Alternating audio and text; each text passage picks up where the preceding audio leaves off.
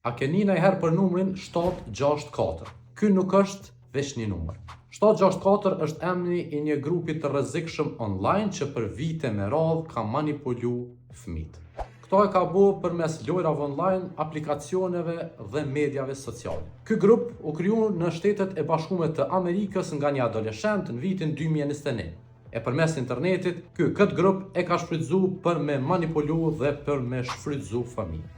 Në vitin 2023, ai u arrestu, po kjo nuk mbaroi me kaq. Grupi 764 nuk përdor armë. Ata i përdorin lojrat online e aplikacionet që fëmijët i përdorin çdo ditë. Si për shembull, lojrat Roblox, Minecraft dhe VR Chat, ose media sociale si Discord, Telegram dhe Instagram.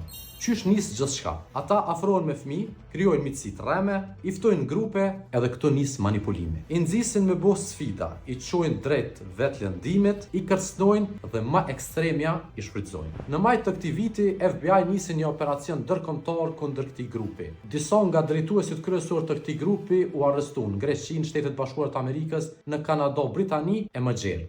250 raste janë veç në SBA e 10 tjera në Evropë. Por edhe mas gjithë këtyne arrestimeve, ky grup nuk u zhduk. Ata vazhdojnë me funksionu përmes nën grupeve. Mos e nënvlerësoni këtë rrezik. Shikoni se me kë komunikojnë fëmijët tuaj online. Mësojeni të mos besojnë në për çdo sfidë apo miqësi online. Shihni se çfarë lojrash luajnë, sidomos ato lojra ku mundesh me bisedu me dikë. Dhe në fund, ndaje këtë video me prindër të tjerë.